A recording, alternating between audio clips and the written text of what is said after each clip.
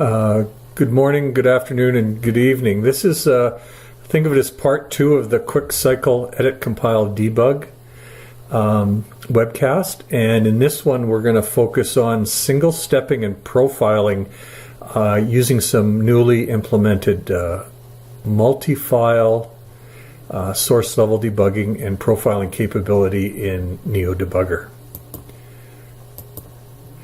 So big shout out again to Sergio, who just has been knocking himself out to support multiple source files being used in a single smart contract. So we're going to see this live, but over here on the left you can see all the files that are in the project. The project I'm using here is the Meetup attendee one from a couple webcasts ago. So you have the ability now to single step through your smart contract. It'll automatically advance from one source file to another as you make calls into methods that are in different files. You have the ability to hover over variables, in this case NPC entities, and see their values displayed. And we now have full support for execution cost profiling at a source code level. So this is actually pretty exciting and you know, some great work. So the purpose is to demonstrate the multi-source file level debugging and profiling support that Sergio's implemented. Demonstrate the utility and value of dividing your smart contract source into multiple source files. That's just kind of regular software engineering. And then finally, we'll show the source code level execution cost analysis that's part of NEO Debugger and that Sergio has integrated with the multi-source file support. The rest of this is pretty much the same. This is just an awareness presentation. I actually strive to make these short, and sometimes they're shorter and sometimes they're not. Timely, accurate, visual, and complete. And again, the primary focus of the C# Developer Center of Excellence that this is a part of is to help that community, the C#.NET developer community, come up to speed as enterprise distributed application developers as quickly as possible. So a couple diagrams before we jump into the demo. So this is the NEO reference architecture. You can find that as part of the NEO Charm project on GitHub. And on the right is the developer environment, and on the left is the NEO VM. So it's interesting that they're on the same diagram, which makes sense, but we're going to actually talk about them from two different perspectives. So looking at the NEO reference architecture strictly from the developer side, strictly looking at the NEO developer tool set, what we're highlighting here is all the different moving parts it takes to get something into the debugger and running. And it starts with creating your hello world or whatever smart contract file. You could actually have multiple source files there now. How the Visual Studio or Microsoft C# compiler creates a DLL, a Microsoft Intermediate Language file. How the Neon compiler then takes that Microsoft Intermediate Language file and turns it into a NEO virtual machine script file, a bytecode file, an AVM file that'll run on the NEO virtual machine. There's actually two versions of that compiler. There's what I'd call the regular one that's part of the NEO project. And then there's a second version of that compiler that's part of the debugger tools that Sergio works on. And what it does is it creates some extra information that can then be used by the debugger, particularly to support source level debugging and profiling. The thing that's new on this diagram, if you've seen it before, is I'm showing that the debugger is actually hosting a copy of the VM. This is really, really important. Eventually there will be a tutorial that will talk about smart contract, C# smart contract development strategies. And the first thing you want to do is run in the debugger, because essentially you're running off-chain. So it means you don't need things like gas. It means you don't need a private net. It means you don't need a test net. Those are platforms for later on in your development process. But the cool thing here is the debugger hosts a full-fledged, high-fidelity instance of the execution engine that's part of the NEO VM in the debugger, and then when you're actually debugging, that's what you're running against, and your AVM file is being loaded into that debugger just the same way that it gets loaded into a node on private net or test net or mainnet. So this is a path here that we want to emphasize a lot more, and the whole idea of this quick or rapid cycle edit, compile, debug is to be able to go back and forth as quickly as you can. And so with a little bit of setup, I think we've been able to accomplish that. Cool. Let's talk a little bit, just some background information before we get into the profiler and the execution cost analysis. So most people have seen this table. It's the NEO system fees table. On the left is the system call table.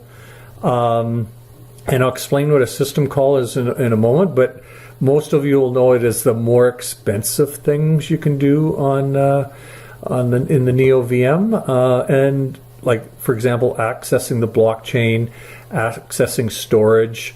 Any single put up to the first kilobyte is going to cost you 1 gas, and then a kilobyte for a gas for every kilobyte after that. So that's something you need to watch really carefully. And I'll explain why these are more costly in a moment. On the right is the instruction opcode fees. So these are the plain old instructions that the VM executes. And you can see that most of them are, what's that, a thousandth of a gas. So you get 1,000 instructions for 1 gas. And there's just a couple that are more expensive, but everything defaults to 0.001. Why are the system calls a little more expensive? Let's go back and look at the reference architecture diagram and specifically focus on the architecture of the NEO virtual machine. So there's really two major parts here. There's the execution engine, and that's where your script is loaded and where your script runs. There's an instruction pointer and an evaluation stack and all the different components that track the execution of individual instructions within your virtual machine file. On the bottom here, though, this is the interop layer. This is where your code, through very secure and protected interop service interface, allows you to reach outside, for example, to access storage, to access the blockchain, to perform operations on transactions or to retrieve information from transactions, to be able to call into select runtime services, for example, the notify method, for putting things in the event log. So there's a set of well-defined services, and they're accessible through the interop layer. And because you're reaching outside of the VM, outside of just the normal instruction execution, those instructions cost a little bit more. So for example, let's think of that boundary. I'm just going to call it the red line, the virtual machine red line. And so anytime you're calling across that red line into the interop layer, it's going to cost you a little bit more. So let's look at an example. So let's say you are want to read the current header out of the blockchain. So you need to get the blockchain height. You need to get the blockchain header because you want to read out the timestamp as an example. So that means that you're engaging with these blockchain system calls. So it's going to cost, and they're about 1/10 to 2/10 of a gas. So to get the header, to get the block, it doesn't cost anything once you have those data structures to read the timestamp field out of it, but it's going to cost you, 0.3, 0.4 gas just to call across and get that time. So it's a relatively expensive operation compared to 0.001 for any other opcodes.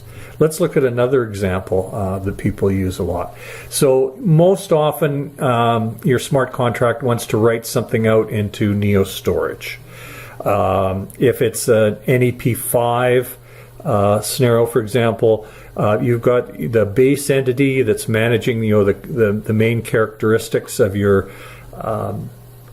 tokens, such as the name, the symbol, how many decimals it has, how many tokens have been minted.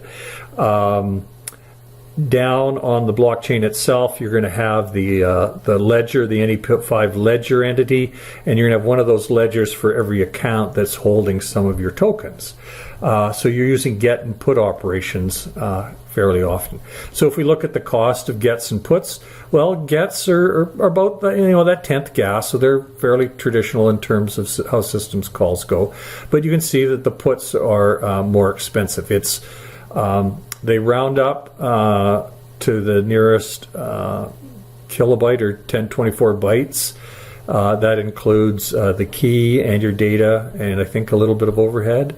And that's going to cost you 1 gas for every rounded up kilobyte you write, and then deletes are 10. So these are just things you need to be aware of as you track and try to ensure that your instructions are underneath that 10 gas.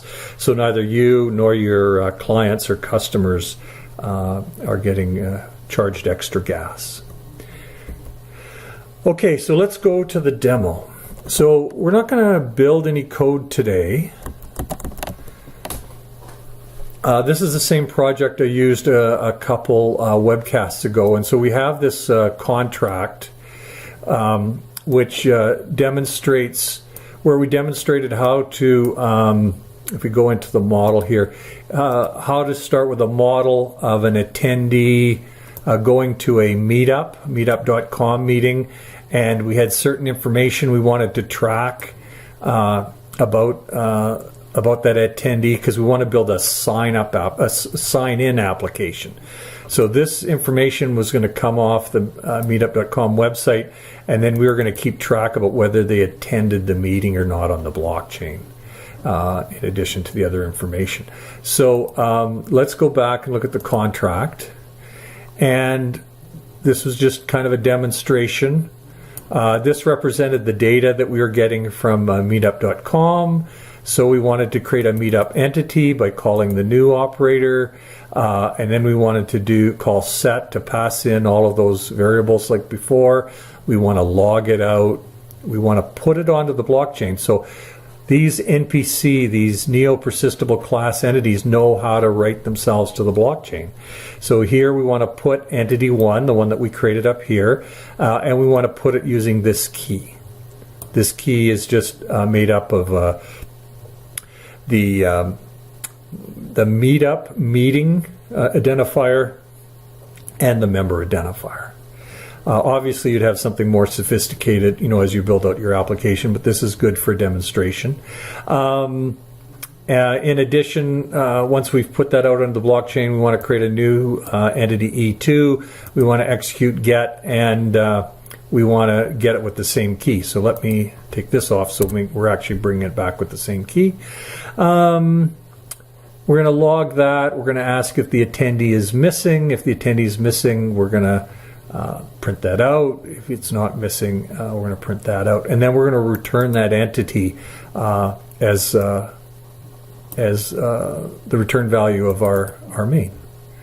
So let's debug this. And if you remember, all of the support here, the NPC support, the layered capabilities are defined in these source files over here. So you're going to see as we step through this, we're going to really move nicely back and forth through the NPC support files that have been automatically created from the model class. So let's press start to launch the debugger. So here we can see the source code for the initial file. Source file come up, the one that we were just looking at, that has creating the meeting attendee entity and populating its properties, etc. Here we can see all the files, and we have the ability to step through and look at each of those files.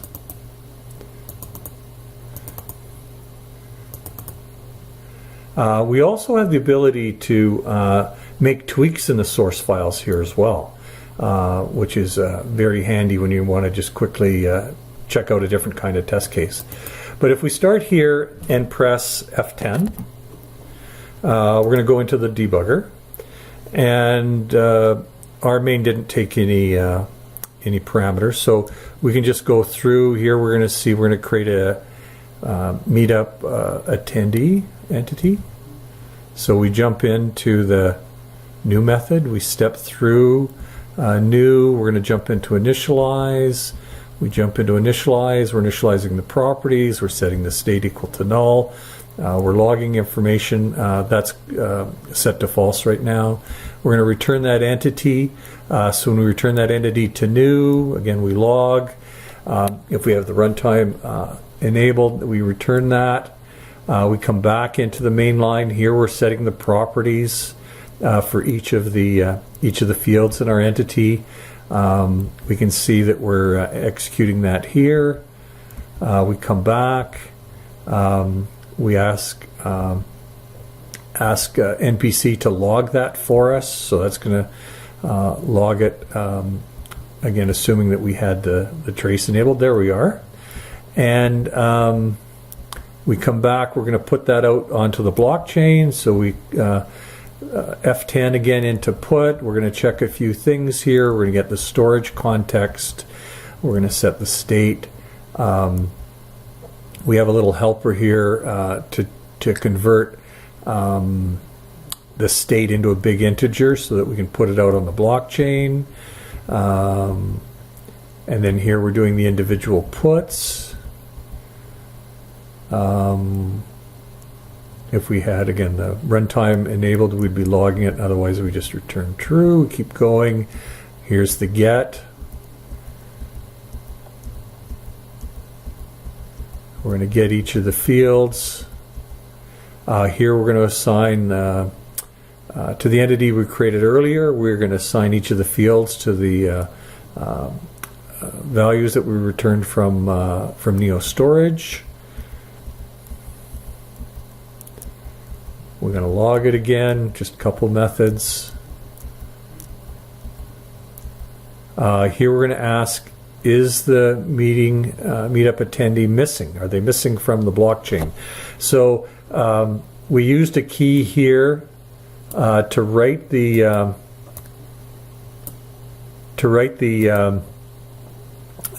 entity to storage, and then we use that same key to return it. So we hope that it's there. So that's just a simple test. We come right back, and it's not missing from storage. And we log that out as trace information, which you see down here in the left, and we F10 to the end.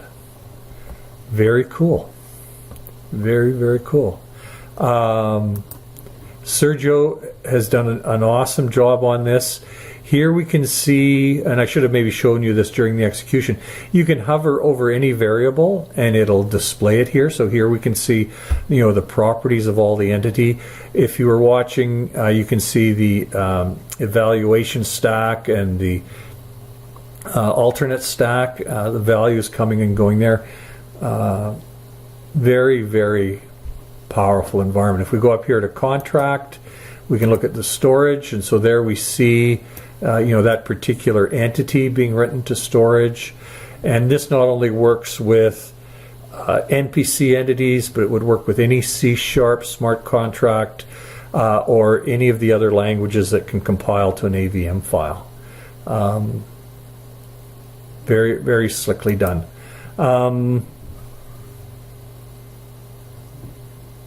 Rather than letting it drag out anymore, Let's go back here and look at some of the profiling. So the profiler writes out a CSV file automatically for you, and it's down in bin debug.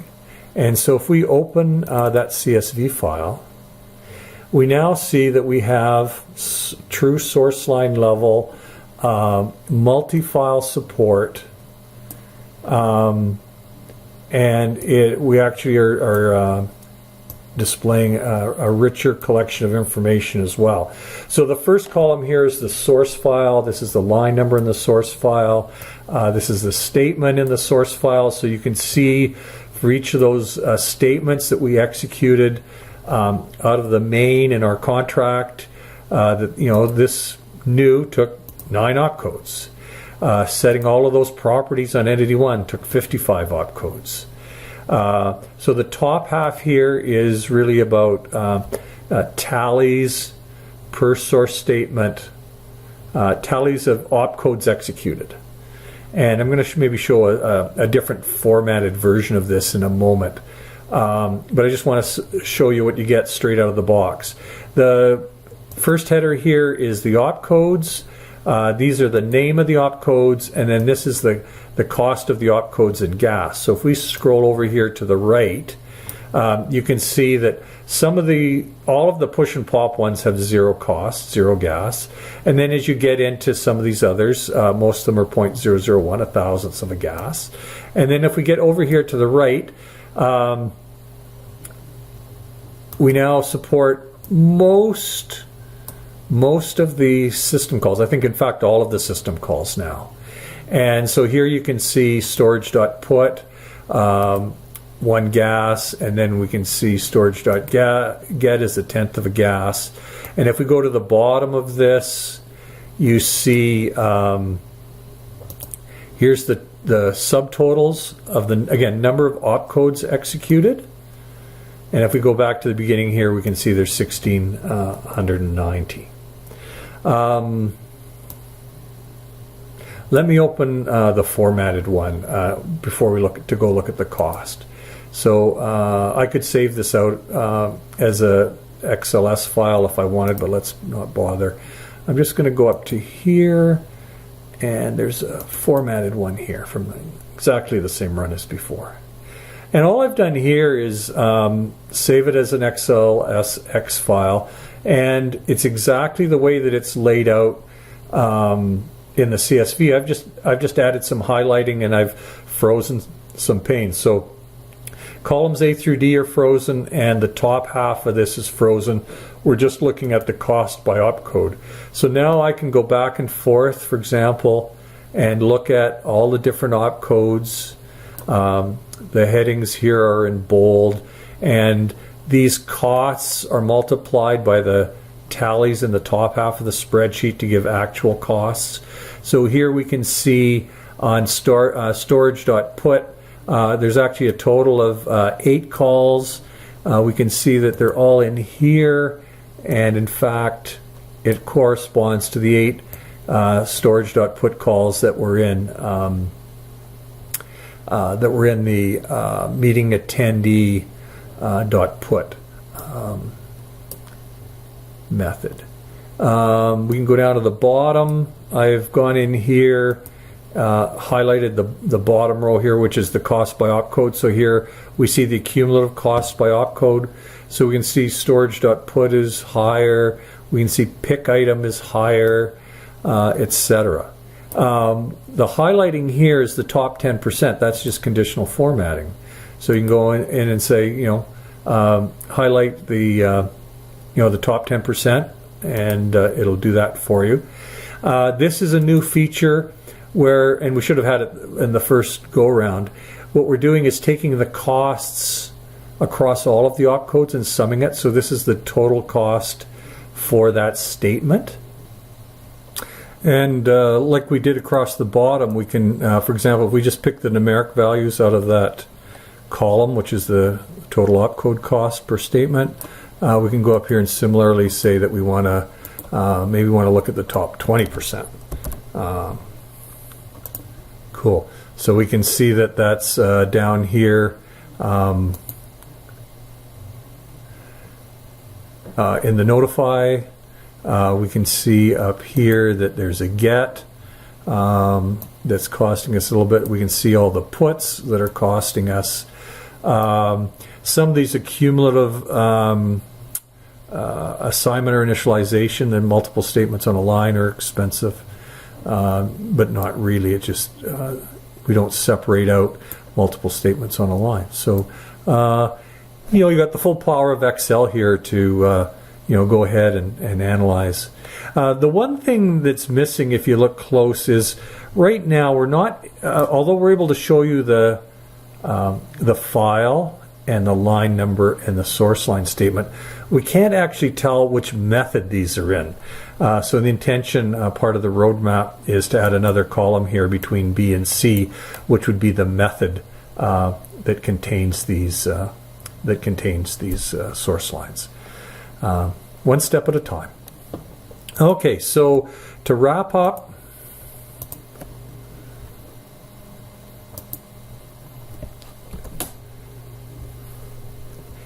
what we've demonstrated is the ability to rapidly compile, edit, debug, and now profile, and do execution cost analysis directly out of Visual Studio through the good graces of the NEO Debugger.